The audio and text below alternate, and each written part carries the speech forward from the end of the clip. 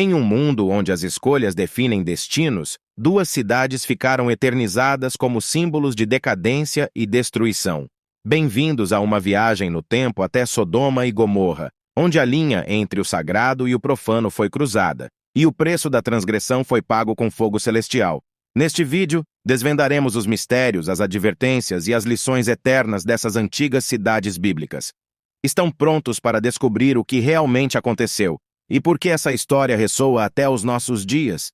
Então, não desviem o olhar, porque estamos prestes a mergulhar no coração de uma das mais fascinantes e controversas narrativas da história. Fiquem conosco e testemunhem a verdade por trás de Sodoma e Gomorra.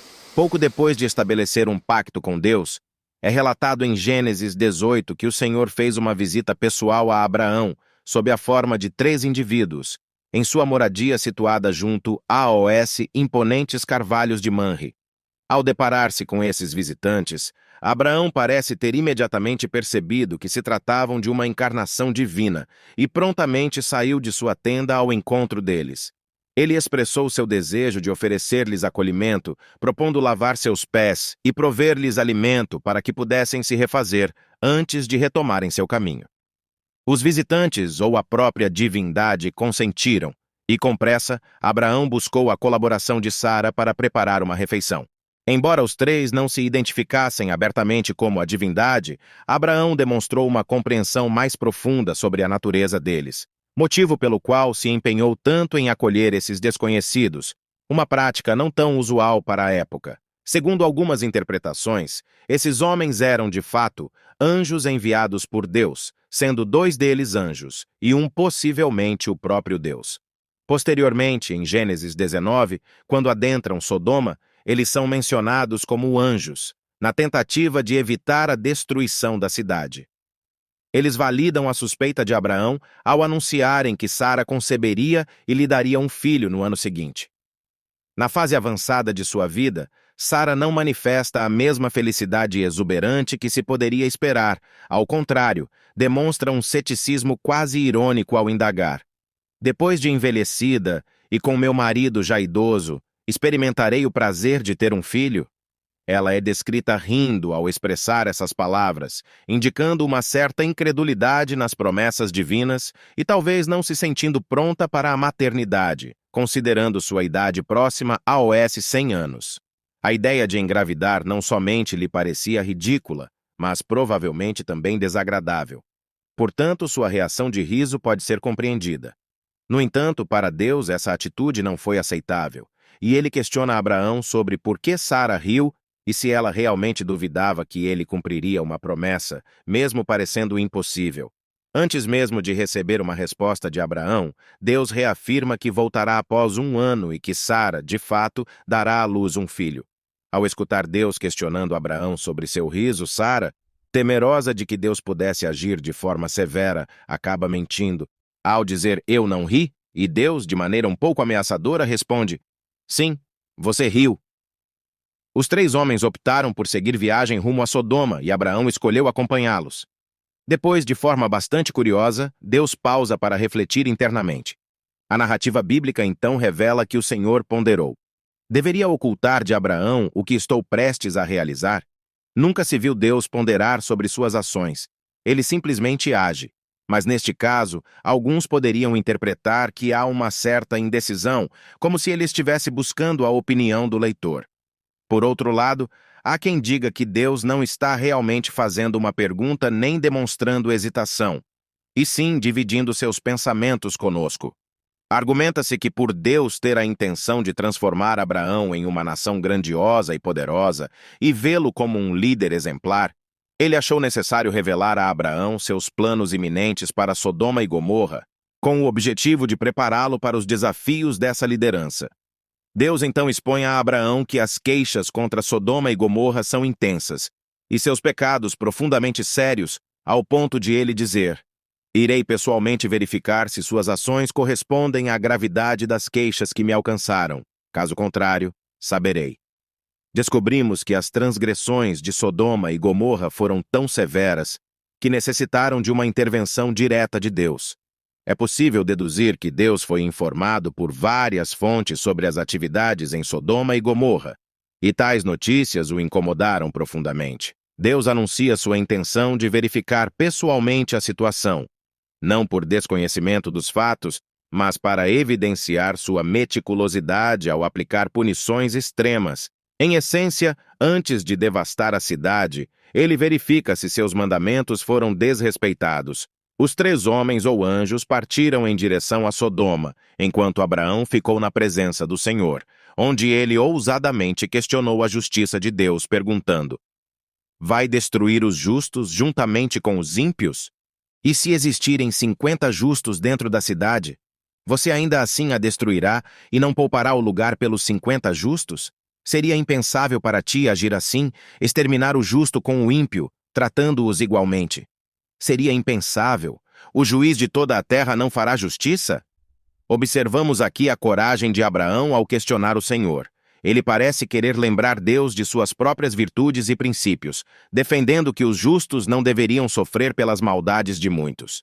Abraão demonstra sua fé em Deus como o ser supremamente justo, um árbitro imparcial incapaz de falhar em justiça, e se mostra perturbado com a ideia de Deus arrasar uma cidade sem salvar aqueles que são inocentes. É digno de nota que Abraão expressa misericórdia pelos habitantes de Sodoma e Gomorra, solicitando ao Senhor que preserve aqueles que são íntegros, mesmo que lhes fossem estranhos. A tentativa de Abraão de aplacar a ira divina mostra-se eficaz, já que Deus aceita a proposta de Abraão, declarando que, se encontrar 50 justos em Sodoma, ele salvará toda a área por causa deles. Esse ato de Deus em atender a Abraão também serve para ensinar aos fiéis que Deus está atento às orações e que, nesta situação, entre outras, ele permite que as pessoas influenciem seus planos. Abraão, o negociador nato e persuasivo que é, tenta barganhar com Deus e, acredite se quiser, ele realmente consegue sucesso. Ele pede a Deus para reduzir o número de justos para 45, a fim de salvar as cidades, e Deus realmente concorda. Então, Abraão testa sua sorte mais uma vez e pergunta: e se o número fosse apenas 40 justos? E, novamente, Deus concorda. No final, Abraão consegue fazer com que Deus aceite apenas 10 justos. Isso pode ser visto como Abraão sendo um excelente negociador capaz de convencer Deus de qualquer coisa. Mas também é possível que Deus não quisesse realmente destruir Sodoma e Gomorra e, portanto, estava buscando qualquer desculpa para poupar a vida dos inocentes. Além disso, pode-se dizer que Deus estava testando a capacidade de liderança de Abraão, e para ver se Abraão teria a audácia de pedir mais, algo que certamente precisaria fazer se fosse se tornar um grande líder. Também pode ser dito que Deus estava tentando extrair ainda mais a compaixão de Abraão, ao ponto de ele ousar interceder por uma cidade que estava prestes a ser destruída. Outra ideia sobre por que Deus estava tão disposto a reduzir o número a pedido de Abraão é que Abraão não era arrogante ao pedir, mas sim humilde, como ele mesmo afirma antes mesmo de começar as negociações. Sou apenas pó e cinza. Claro, também deve ser dito que Deus provavelmente já sabia que não encontraria 10 justos em Sodoma e Gomorra. Portanto, a concordância de Deus com Abraão não é porque Abraão era um negociador tão convincente, mas mais porque Deus faria o que quisesse de qualquer maneira. E assim ele fez. Gênesis 19, apropriadamente intitulado Sodoma e Gomorra destruídas, revela logo de cara que não foram encontradas 10 almas inocentes nas cidades. Então Deus as destruiu. A narrativa muda de Abraão para seu sobrinho Ló, que, conforme relatado pela Bíblia, morava em Sodoma naquele momento. Ele estava sentado à entrada da cidade quando notou a chegada de 2 anjos, possivelmente os mesmos indivíduos que Abraão havia recebido e hospedado anteriormente. Ló, de maneira similar a Abraão, prostra-se em reverência diante deles e os convida dizendo: Senhores, venham à casa de seu servo. Aqui poderão lavar seus pés e descansar, para que continuem viagem ao amanhecer. Assim como Abraão, Ló identifica a santidade dos visitantes e deseja fervorosamente oferecer-lhes hospitalidade.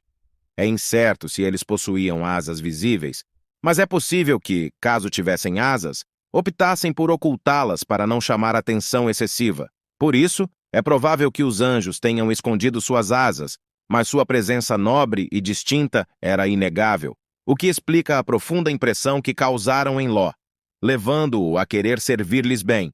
Contudo, diferentemente do ocorrido com Abraão, os anjos inicialmente recusam a oferta de Ló, afirmando que passariam a noite ao ar livre. Apesar disso, Ló insiste tanto que eles acabam aceitando o convite para irem à sua casa. As Escrituras indicam que a insistência de Ló foi tão eficaz que ele conseguiu convencer os anjos, embora essa insistência talvez não fosse apenas um gesto de hospitalidade, mas também uma preocupação com a segurança deles, considerando que Ló conhecia bem os perigos de Sodoma, sendo ele mesmo um residente, e entendia que os homens da cidade poderiam buscar pelos visitantes notavelmente atraentes. Os anjos percebem a preocupação de Ló e aceitam sua oferta, embora possa ter sido mais para acalmá-lo, já que os homens de Sodoma não representavam uma ameaça real para eles. Finalmente, Ló lhes oferece uma refeição, que é aceita, e eles planejavam se recolher para a noite. Mas a notícia de sua chegada e aparência marcante já havia se espalhado pela cidade. Em Sodoma, rapidamente os anjos foram encontrados na residência de Ló. Antes que pudessem descansar, uma confusão surgiu.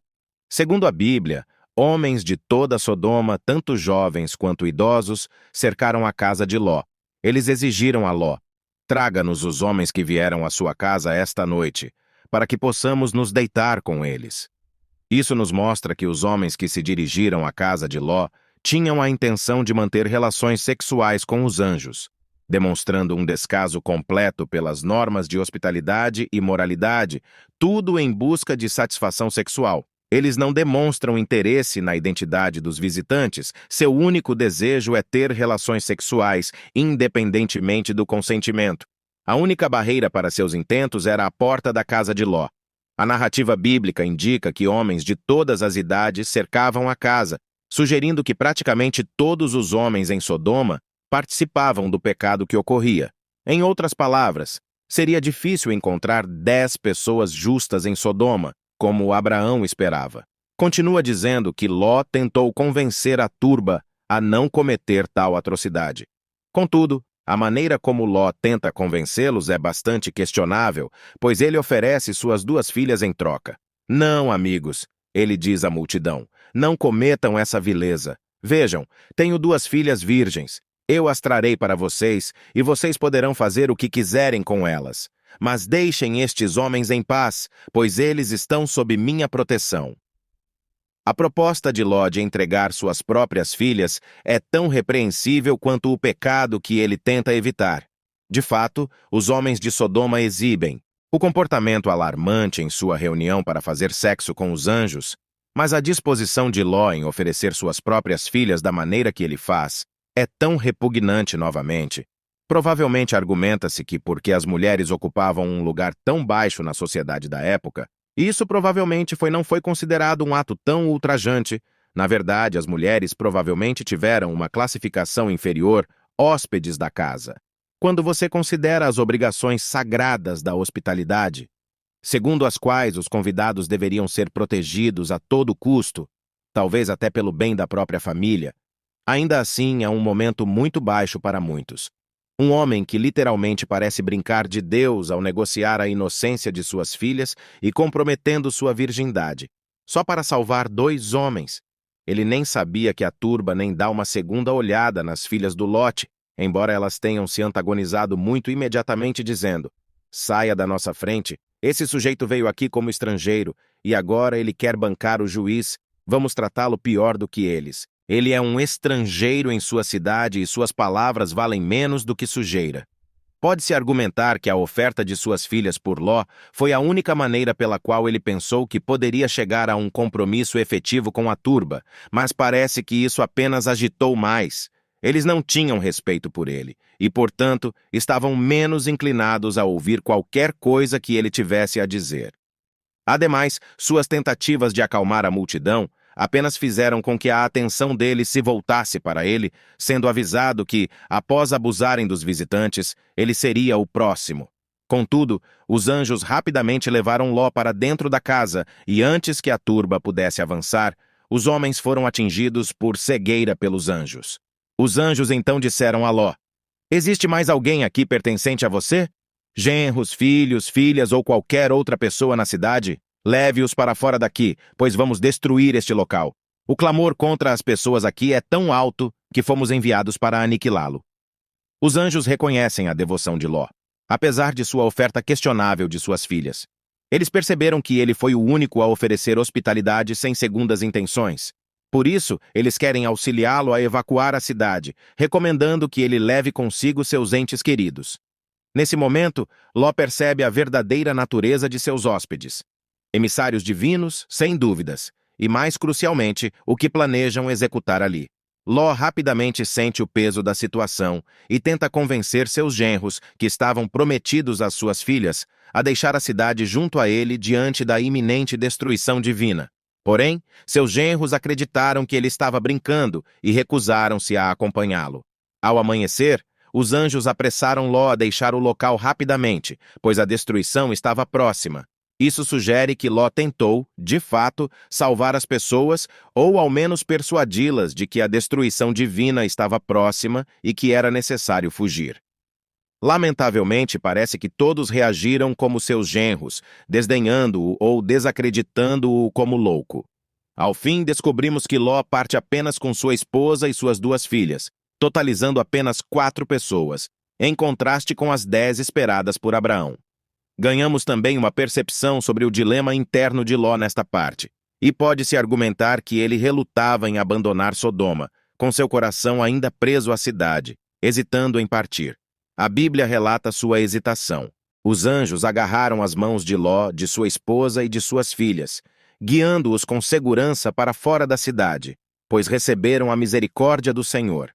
A causa da hesitação de Ló não é especificada, mas há quem diga que ele tentava salvar seus genros ou seus vizinhos em um último esforço. Outros acreditam que Ló começou a questionar a veracidade das advertências dos visitantes, visto que todos ao redor zombavam da ameaça. Talvez ele devesse ter feito o mesmo. Porém, os anjos o seguraram firmemente pela mão, sugerindo que eles o levaram à força para fora de Sodoma. Eles não apenas seguraram sua mão, mas também as de sua família, liderando sua saída.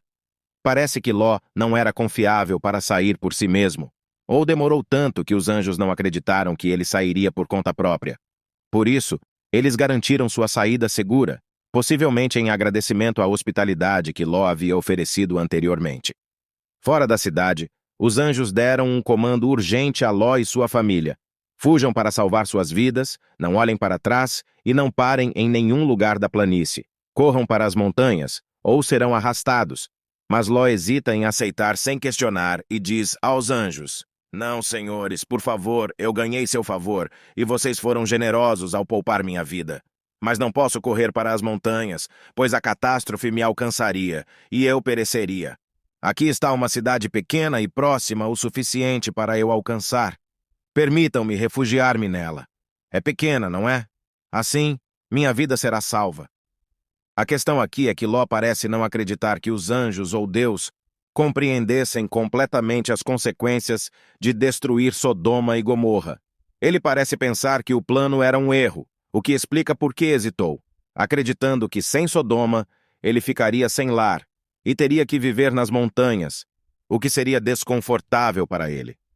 Por isso ele solicita que os anjos poupem uma cidade pequena que viria a ser conhecida como Zoar, oferecendo-lhe um lugar para morar. Instruções e, portanto, foi punido por isso na manhã seguinte. Vemos Abraão parado no mesmo local em que havia falado com Deus no dia anterior, e ele olha para Sodoma e Gomorra. No entanto, tudo o que viu foi uma fumaça densa subindo da terra como fumaça de um fornalha. É entendido em Gênesis 19:29 que Deus, poupando a vida de Ló, não foi necessariamente porque Ló mostrou aos anjos seguros, mas em vez disso foi um favor para Abraão. As observações de Abraão sobre as ruínas de Sodoma continham algumas lições para os crentes, pois mostra a força de Deus, pois seu poder é imensurável, pois pode deixar cidades dizimadas sem nenhum vestígio de civilização. Também mostra aos crentes que eles deveriam ter um profundo sentimento de gratidão por Deus, talvez a mesma gratidão que Abraão teria tido por Deus resgatando seu sobrinho. Em última análise, a história procura lembrar aos crentes os males do pecado e o que aguarda aqueles que se afastam de Deus. No capítulo final de Gênesis 19, vemos Ló e suas filhas. Vivendo em uma caverna nas montanhas, aparentemente com muito medo de se integrar à cidade de Zoar após a provação que suportaram, isso acontece apesar de muita negociação com os anjos para fugir para Zoar em vez das montanhas, e é interessante ver que, apesar de conseguirem seus permissão, ele ironicamente acaba nas montanhas de qualquer maneira. Porém, suas filhas começam a perceber que se permanecessem na caverna, não conheceriam homens, e não seriam capazes de dar à luz filhos e continuar o legado de sua família. Então, uma noite, a filha mais velha decidiu embebedar o pai a tal ponto que ele não estava ciente do que estava ao seu redor. Uma vez que Lot estava neste estado incapacitado, ela começou a fazer sexo com ele e fica grávida na noite seguinte. A filha mais nova faz a mesma coisa e também fica grávida ao longo dessas 2 noites. Muito parece não ter nenhuma lembrança desses eventos ocorrendo, como a Bíblia afirma em ambas as ocasiões. Novamente, ele não estava ciente disso quando ela se deitou, ou quando ela se levantou. A Bíblia afirma mais tarde que ambas as filhas deram à luz com sucesso, em Gênesis 19, 36, 38. Ambas as filhas de Ló engravidaram do pai. A filha mais velha teve um filho, e ela o chamou de Moabe. Ele é o pai dos moabitas. De hoje, a filha mais nova também teve um filho, e ela o chamou de Ben-Ami. Ele é o pai das Amonites de hoje. É certamente uma maneira desconfortável para o capítulo que termina com 2 filhas seduzindo e essencialmente estuprando o próprio pai. Há também uma ironia aqui que, em sua própria embriaguez, facilita o mesmo ato vergonhoso que ele cometeu para a multidão em Sodoma, deitando-se com suas próprias filhas, e que conclui o capítulo 19 do livro de Gênesis. Certamente é uma experiência emocionante, se não moralmente capítulo questionável que demonstra os traços bons e ruins de todos os seus personagens. Vemos muitos oferecendo suas filhas à multidão de homens para fazerem o que quiserem, e vemos essas mesmas filhas manipulando-o sexualmente mais tarde, quando ele estiver muito velho e muito bêbado fazer algo a respeito. Vemos a esposa de Ló desobedecer aos anjos de Deus e arcar com as consequências de tal loucura. E vemos os homens de Sodoma retratados sob uma luz terrível e glutona que os torna os vilões da história. Mas tenho certeza de que todos vocês têm suas próprias opiniões sobre a história de Sodoma e Gomorra. Este vídeo foi uma jornada pelo tempo, explorando a história de Sodoma e Gomorra. E agora chegamos ao fim. Agradecemos profundamente por você ter se juntado a nós nesta exploração.